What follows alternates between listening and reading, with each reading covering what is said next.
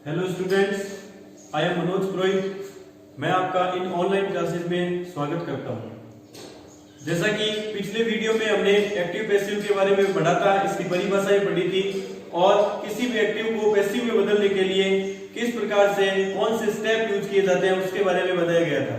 जिसमें से पहला स्टेप था किसी भी एक्टिव को पैसिव में बदलने के लिए हमें सबसे पहले दिए गए एक्टिव सेंटेंस के टेंस की पहचान करनी होती है। और वो टेंस की पहचान कैसे की जाती है, एक टेबल के रूप में आपको बताया था। आप उस टेबल को पूरा याद करेंगे तो आप उस पहले स्टेप को यूज कर पाएंगे। उसके बाद हम आगे बढ़ते हैं किसी एक्टिव को पैसिव में बदलने के लिए। दूसरा और तीसरा स्टेप है उस एक्टिव सेंटेंस के सब्जेक्ट को ऑब्जेक्ट में बदल देना, और तीसरा स्टेप है उस एक्टिव के ऑब्जेक्ट को सब्जेक्ट में बदल देना। तो ये कैसे होगा, तो इसके लिए आपको क्या देखना है, देखिए आप देखेंगे यदि दिए गए एक्टिव सेंटेंस का सब्जेक्ट या ऑब्जेक्ट कोई नाउन है तो उसमें कोई परिवर्तन नहीं होता है, यानी उसे एज इट इज वैसे ही लिख दिया जाता है बिना कोई परिवर्तन किए। लेकिन यदि दिए गए एक्टिव सेंटेंस में सब्जेक्ट कोई प्रोनाउन है तो उसे ऑब्जेक्ट में बदलते समय आप इस टेबल को याद करेंगे, इस प्रकार से बदला जाता है। यदि सब्जेक्ट आई है तो वो ऑब्जेक्ट में मी में बदल जाएगा। यदि सब्जेक्ट वी है तो उसे अस में चेंज कर देंगे। यदि सब्जेक्ट यू है तो ऑब्जेक्ट में वो यू ही रहेगा। यदि सब्जेक्ट ही है तो वो ऑब्जेक्ट में हिम बन जाएगा। यदि सब्जेक्ट सी है तो वो ऑब्जेक्ट में हर बन जाएगा। और यदि इट है तो वो इट में ही रहता है, कोई परिवर्तन उसमें नहीं होता है, क्योंकि इट की सब्जेक्टिव फॉर्म भी इट होती है और ऑब्जेक्टिव फॉर्म भी इट ही होती है। इसी प्रकार यदि दिए गए एक्टिव सेंटेंस में सब्जेक्ट दे है तो वो ऑब्जेक्ट में बदलते समय देम में चेंज हो जाता है। इसी प्रकार इसको हम उल्टा भी याद कर सकते हैं, जो हमारा तीसरा परिवर्तन है। यदि दिए गए एक्टिव सेंटेंस में ऑब्जेक्ट कोई नाउन है तो उसमें कोई परिवर्तन नहीं करना है। यदि ऑब्जेक्ट मी है तो वो सब्जेक्ट में आई में बदल जाता है। यदि ऑब्जेक्ट अस है तो वो सब्जेक्ट वी में बदल जाएगा। यू है तो यू में ही रहेगा, हिम है तो ही में बदलेगा, और हर है तो सी में चेंज हो जाएगा। इट होने पर इट ही लिखना है और देम हमेशा दे में चेंज होता है। तो इस प्रकार से सब्जेक्ट का ऑब्जेक्ट में परिवर्तन और ऑब्जेक्ट का सब्जेक्ट में परिवर्तन, ये दोनों स्टेप एक छोटी सी टेबल याद करके और आप इसे आराम से इजी वे में याद कर सकते हैं और कभी भी आपका ये परिवर्तन गलत नहीं होगा। उसके बाद नेक्स्ट स्टेप है टेंस के अनुसार सही सहायक क्रिया का प्रयोग। सबसे पहले आपको ये पांचों स्टेप याद करने पड़ेंगे। ये 5 स्टेप याद होने के बाद आप किसी भी एक्टिव को पैसिव में बदल सकेंगे और बिल्कुल सही बदल सकेंगे, कभी आपका पैसिव गलत नहीं होगा। ये जो चौथा स्टेप है टेंस के अनुसार सही सहायक क्रिया का प्रयोग, इसको यूज करने के लिए भी आपको एक छोटी सी टेबल ये याद करनी है कि किस प्रकार से एक्टिव को देखकर हम पैसिव में सही सहायक क्रिया का प्रयोग कर सकते हैं। देखेंगे यदि दिए गए एक्टिव वर्ब में एक्टिव सेंटेंस में वर्ब की फर्स्ट फॉर्म लिखी हुई है, वर्ब की फर्स्ट फॉर्म के साथ एस या ईएस लिखा हुआ है या डू या डज लिखा हुआ है, तो इन कंडीशन में जब आप इनकी पैसिव बनाएंगे तो ये हमेशा इज आर एम में चेंज हो जाता है। समझ में आया आपके? एक्टिव वर्ब, वर्ब की फर्स्ट फॉर्म के साथ एस या ईएस या डू या डज यदि लिखा हुआ है तो पैसिव में हमेशा क्या आएगा, इज आर एम आएगा और उसके साथ वर्ब की थर्ड फॉर्म लगेगी। इसी प्रकार यदि दिए गए एक्टिव सेंटेंस में इज आर एम, वर्ब की फर्स्ट फॉर्म और आईएनजी लिखा हुआ है तो उसे पैसिव में बदलने के लिए हम कौन सा यूज करेंगे, इज आर एम के साथ बीइंग। इज आर एम के साथ क्या लग जाएगा, बीइंग लग जाएगा। यदि एक्टिव में इज आर एम के साथ वर्ब की आईएनजी फॉर्म दी हुई है तो पैसिव में हमेशा इज आर एम के साथ बीइंग लग जाता है। और मेन वर्ब की पैसिव में हमेशा थर्ड फॉर्म ही आती है, तो उसके बारे में कभी कोई डाउट या कोई कंफ्यूजन हमें नहीं होना चाहिए। यदि दिए गए एक्टिव सेंटेंस में हैज हैव के साथ वर्ब की थर्ड फॉर्म लिखी हुई है, यदि दिए गए एक्टिव सेंटेंस में हैज हैव या वर्ब की थर्ड फॉर्म दी हुई है तो उसे पैसिव में बदलने के लिए हैज बीन, हैव बीन के साथ वर्ब की थर्ड फॉर्म का प्रयोग किया जाएगा। एक्टिव वर्ब हैज हैव होने पर passive verb has been, have been हो जाती है। ठीक इसी प्रकार से यदि दिए गए एक्टिव सेंटेंस में मेन वर्ब की सेकंड फॉर्म लिखी हुई है या डिड लिखा हुआ है, पहले भी बताया था जब भी ऑब्लिक आता है इट मींस ऑप्शन है, दोनों में से कोई एक। यदि एक्टिव में वर्ब की सेकंड फॉर्म है या डिड लिखा हुआ है तो दोनों में से कोई भी होने पर उसकी पैसिव बनाने के लिए हेल्पिंग वर्ब के रूप में क्या यूज किया जाएगा, was या were प्लस वर्ब की थर्ड फॉर्म। बता चुका हूं, मेन वर्ब की हमेशा ही थर्ड फॉर्म आएगी, पैसिव में मेन वर्ब की हमेशा थर्ड फॉर्म आती है। तो एक्टिव में मेन वर्ब की सेकंड फॉर्म है यदि, तो उसे पैसिव में बदलने के लिए हेल्पिंग वर्ब आएगा was या were। इसी प्रकार यदि दिए गए एक्टिव में हेल्पिंग वर्ब के रूप में आपको was were प्लस वर्ब की ing फॉर्म दिखाई दे रहा है, तो उसकी जब आप पैसिव बनाएंगे तो was were plus being plus verb की थर्ड फॉर्म, यानी was were plus ing form होने पर पैसिव में किस में बदल जाएगा, was were प्लस being में बदल जाएगा। यदि दिए गए एक्टिव सेंटेंस में हेड प्लस वर्ब की थर्ड फॉर्म लिखी हुई है तो ये हेड प्लस वर्ब की थर्ड फॉर्म जब आप इसे पैसिव में कन्वर्ट करेंगे तो हैड बीन प्लस वर्ब की थर्ड फॉर्म में बदल जाएगा। हैड प्लस वर्ब की थर्ड फॉर्म एक्टिव में होने पर पैसिव में बन जाता है हैड बीन प्लस वर्ब की थर्ड फॉर्म। यदि दिए गए एक्टिव सेंटेंस में विल या शैल लिखा हुआ है और आप उसे पैसिव में बदलेंगे तो वो विल या शैल के साथ बी लग जाएगा और मेन वर्ब की थर्ड फॉर्म ही रहेगी। एक्टिव में विल शैल होने पर पैसिव में विल शैल के साथ बी का यूज करना है। यदि एक्टिव में विल हैव शैल हैव लिखा हुआ है तो ये पैसिव में विल हैव बीन और शैल हैव बीन में चेंज हो जाते हैं, विल हैव बीन और शैल हैव बीन में चेंज हो जाते हैं। इसी प्रकार यदि एक्टिव सेंटेंस में कोई मॉडल लिखा हुआ है, मॉडल जैसे can, could, may, might, must, should, dot, तो ये सब मॉडल्स होते हैं, इनमें से कोई भी मॉडल यदि एक्टिव में आया हुआ है तो पैसिव में जब हम इसे कन्वर्ट करेंगे तो उसी मॉडल के साथ बी लग जाता है और ये इसकी पैसिव वर्ब बन जाती है। तो ये आप देख सकते हैं, ये एक छोटी सी टेबल है जिसके द्वारा हेल्पिंग वर्ब का परिवर्तन आप कर सकते हैं एक्टिव से पैसिव में कन्वर्ट करते समय। एक बार फिर से मैं रिपीट कर रहा हूं, देखिए यदि दिए गए एक्टिव सेंटेंस में एक्टिव वर्ब मेन वर्ब की फर्स्ट फॉर्म है डू या डज है तो पैसिव में वो is are am plus verb की थर्ड फॉर्म में चेंज हो जाता है। यदि एक्टिव में इज आर एम वर्ब की आईएनजी फॉर्म है तो पैसिव में वो इज आर एम बीइंग बन जाता है। यदि एक्टिव में हैज हैव और वर्ब की थर्ड फॉर्म है तो वो पैसिव में has been have been verb की थर्ड फॉर्म में कन्वर्ट हो जाता है। यदि एक्टिव में वर्ब की सेकंड फॉर्म या डिड लिखा हुआ है तो वो पैसिव में was were प्लस वर्ब की थर्ड फॉर्म में कन्वर्ट हो जाएगा। यदि एक्टिव में was were plus ing form दिया हुआ है तो पैसिव में was were प्लस being बन जाएगा। एक्टिव में हेड प्लस वर्ब की थर्ड फॉर्म होने पर पैसिव में उसे हैड बीन में चेंज कर देते हैं। एक्टिव में विल शैल होने पर पैसिव में उसे विल बी और शैल बी में चेंज कर देते हैं। एक्टिव में यदि विल हैव और शैल हैव है तो उसे पैसिव में विल हैव बीन और शैल हैव बीन में चेंज कर देंगे।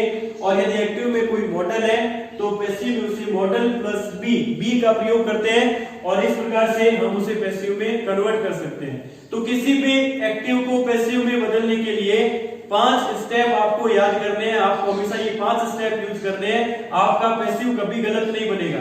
कौन कौन से 5 स्टेप है? पहला, दिए गए एक्टिव सेंटेंस के टेंस की पहचान करना।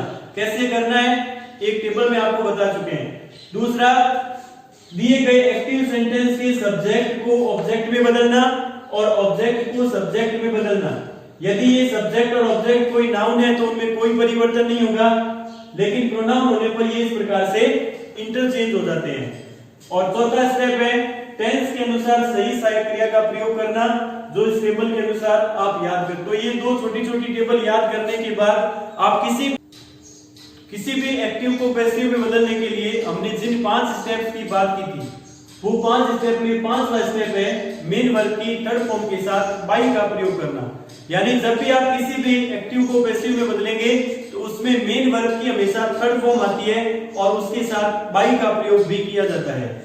किसी भी एक्टिव को पैसिव में बदलने के लिए एक स्ट्रक्चर आपको याद करना है। पैसिव में सबसे पहले ऑब्जेक्ट लिखा जाता है, ऑब्जेक्ट के बाद हेल्पिंग वर्ब, फिर मेन वर्ब की थर्ड फॉर्म, फिर बाय और उसके बाद में सब्जेक्ट। ये एक ऐसा स्ट्रक्चर है जिससे आपका पैसिव हमेशा बिल्कुल सही बनेगा, कभी पैसिव गलत नहीं होगा। तो ये 5 प्रकार के स्टेप सीखने के बाद अब हम किसी भी एक्टिव को पैसिव में बदल सकते हैं। हर सेंटेंस पर 5 स्टेप को लागू करना है और वो सारे रूल सारे रेगुलेशन आपको जो बताए गए हैं उनको आपको फॉलो करना है, उनको याद भी करना है। जैसे फॉर एग्जांपल हमने पहला एग्जांपल लिया है राम प्लेज क्रिकेट। तो ये राम प्लेज क्रिकेट, ये जो सेंटेंस है ये एक एक्टिव सेंटेंस है क्योंकि इसमें सब्जेक्ट बेस्ड है। ये इसका सब्जेक्ट, ये इसकी वर्ब, ये इसका ऑब्जेक्ट। जब हम इसको पैसिव में कन्वर्ट करेंगे तो पैसिव में सबसे पहले क्या लिखा जाता है? ऑब्जेक्ट लिखा जाता है। तो ये इसका ऑब्जेक्ट है, सबसे पहले हो गया ये क्रिकेट, पहले लिखा हमने। अब हेल्पिंग वर्ब, अब इस हेल्पिंग वर्ब के लिए जो आपको बताया था कि एक्टिव में मेन वर्ब की फर्स्ट फॉर्म होने पर हेल्पिंग वर्ब के रूप में क्या आता है? इज द एम आता है। ये आपने उस टेबल में देखा था। तो यहाँ मेन वर्ब की फर्स्ट फॉर्म होने के कारण इज द एम आएगा। अब इज द एम इन तीनों में से क्या आएगा? ये इस ऑब्जेक्ट के अनुसार आएगा। क्योंकि क्रिकेट सिंगुलर है इसलिए यहाँ पर इज आएगा। देन मेन वर्ब की थर्ड फॉर्म, तो यहाँ पर प्ले, प्ले की थर्ड फॉर्म क्या होगी? प्लेड। उसके बाद बाय और सबसे लास्ट में सब्जेक्ट नाउन होने के कारण कोई परिवर्तन नहीं हुआ है। तो ये इस प्रकार से ये 5 स्टेप का यूज करके हम किसी भी एक्टिव को पैसिव में कन्वर्ट कर सकते हैं। एक और दूसरा एग्जांपल देखते हैं हम। He is selling his house. He is selling his house, तो ये इसका सब्जेक्ट है, ये इसकी वर्ब है और ये इसका ऑब्जेक्ट है। जब हम इसे पैसिव में कन्वर्ट करेंगे तो हिज हाउस ऑब्जेक्ट शुरुआत में आ गया। ये देखिए स्ट्रक्चर पैसिव का, एक स्ट्रक्चर है पैसिव का, हमेशा ये स्ट्रक्चर यूज होता है, हिज हाउस। अब आपको बताया था कि एक्टिव में यदि इज आर एम हो और वर्ब की आईएनजी फॉर्म हो तो पैसिव में क्या आ जाता है? वो is are am plus being बन जाता है। पैसिव में क्या बन जाता है? Is are am plus being. तो यहाँ हिज हाउस ऑब्जेक्ट आगे आ गया और इज बीइंग, इज किस में कन्वर्ट हो गया? Is being. और मेन वर्ब कौन सी है इसमें? सेल। वर्ब की हमेशा कौन सी फॉर्म आती है? थर्ड फॉर्म आती है। His house is being sold by him. ये देखिए आगे सब्जेक्ट ही है, ये पीछे जाकर किसमें कन्वर्ट हो गया? हिम में, जो कि आपको टेबल में बताया था सब्जेक्ट ही होने पर ऑब्जेक्ट में हिम में बदल जाता है। इसी प्रकार ऑब्जेक्ट हिम है तो सब्जेक्ट में आने पर वो ही में कन्वर्ट हो जाता है। फिर देखिए एक और example, he has eaten his food।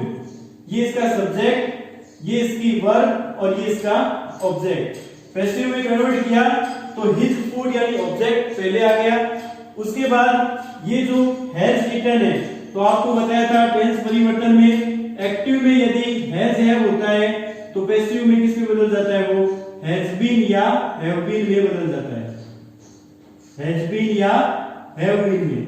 तो यहाँ पर his food सिंगुलर है इसलिए has been हो गया। ये his food has been eaten verb की थर्ड फॉर्म by him, ही होने के कारण यहाँ पर him हो गया। तो इस प्रकार से किसी भी एक्टिव को आप पैसिव में कन्वर्ट कर सकते हैं। और इसके एग्जांपल देखते हैं हम। अभी हमने जो एग्जांपल देखे उसी के अकॉर्डिंग वही रूल्स वही रेगुलेशन के द्वारा हम दूसरे एक्टिव को पैसिव में बदल सकते हैं। फॉर एग्जांपल हमने एक एग्जांपल लिया है, he ate the mango। he ate the mango, हमें इसे पैसिव में कन्वर्ट करना है तो वही सिस्टम रहेगा। देखिए ये इसका सब्जेक्ट है, ये इसकी वर्ब है और ये इसका ऑब्जेक्ट है। सब्जेक्ट वर्ब ऑब्जेक्ट हमें पता चल गया। अब हमें इसका पैसिव बनाना है तो पैसिव का स्ट्रक्चर आपको बताया था अभी। सबसे पहले ऑब्जेक्ट लिखा जाता है द मैंगो, ऑब्जेक्ट के बाद हेल्पिंग वर्ब लिखी जाएगी और हेल्पिंग वर्ब मेन वर्ब की सेकंड फॉर्म होने पर, मेन वर्ब की सेकंड फॉर्म होने पर हेल्पिंग वर्ब कौन से आते हैं? was या were। तो यहां द मैंगो के साथ क्या आएगा? was। मेन वर्ब की थर्ड फॉर्म eaten by और he के स्थान पर him। तो he ate the mango का पैसिव क्या बन गया? the mango was eaten by him। और इसके एग्जांपल देख सकते हैं हम। आप किसी भी एक्टिव को पैसिव में बदल सकते हैं इन 5 स्टेप के द्वारा। यदि आप इन 5 स्टेप का सही यूज करते हैं तो आप किसी भी एक्टिव को बिल्कुल सही तरीके से पैसिव में बदल सकेंगे। She will help me, बहुत अच्छा सेंटेंस है ये। आप देखेंगे ये इसका सब्जेक्ट है, ये इसकी वर्ब है और ये इसका ऑब्जेक्ट है। जब इसे आप पैसिव में कन्वर्ट करेंगे तो सबसे पहले पैसिव में ऑब्जेक्ट लिखा जाता है तो मी, जो मी ऑब्जेक्ट है आगे आकर सब्जेक्ट में कन्वर्ट हुआ, क्या बना? आई बन गया। और आपने टेंस की टेबल में देखा था विल या सेल होने पर हम उसको किस में बदलते हैं? विल बी या सेल बी में। तो यहां पर हमारा कर्ता कौन है? आई है। इसलिए आई के अकॉर्डिंग यहां पर क्या होगा, shall be, I shall be main verb की third form helped by her, I shall be helped by her, ये इसका पैसिव बन गया। और इसके एग्जांपल देख सकते हैं हम, जैसे you can lift this box, ये एक एक्टिव सेंटेंस है जिसकी हमें पैसिव बनानी है, तो इस पर भी वही 5 स्टेप लागू होंगे और इसकी पैसिव बन जाएगी। देखिए ये इसका सब्जेक्ट है, ये इसका सब्जेक्ट, ये इसकी वर्ब और ये इसका ऑब्जेक्ट। जब हम इसे पैसिव में बदलेंगे तो जो फॉर्मूला पहले हम यूज कर रहे हैं वही फॉर्मूला अभी लागू होगा। सबसे पहले इसका लिखा जाएगा ऑब्जेक्ट, और इसका ऑब्जेक्ट है दिस बॉक्स। उसके बाद हेल्पिंग वर्ब बताया था आपको कि एक्टिव में यदि कोई मॉडल है तो पैसिव में उसी मॉडल के साथ बी का प्रयोग करना है। तो ये मॉडल वापस यहां लिखा जाएगा, बी वर्ब की third form lifted bye you, this box can be lifted bye you, क्योंकि यहां पर एक्टिव में मॉडल है इसलिए पैसिव में क्या बन गया, मॉडल प्लस बी। कोई भी मॉडल होने पर आप उसी मॉडल का यूज करेंगे और इस प्रकार से बी का यूज करके और आप उस एक्टिव को पैसिव में कन्वर्ट कर सकते हैं। तो ये एक छोटा सा फॉर्मूला है, ये 5 स्टेप है जिनका यूज करके आप किसी भी एक्टिव को पैसिव में चेंज कर सकते हैं, आपका पैसिव कभी गलत नहीं होगा। तो आप इन रूल्स को, इन टेबल्स को याद करें और ज्यादा से ज्यादा इनका अभ्यास करें। Thank you.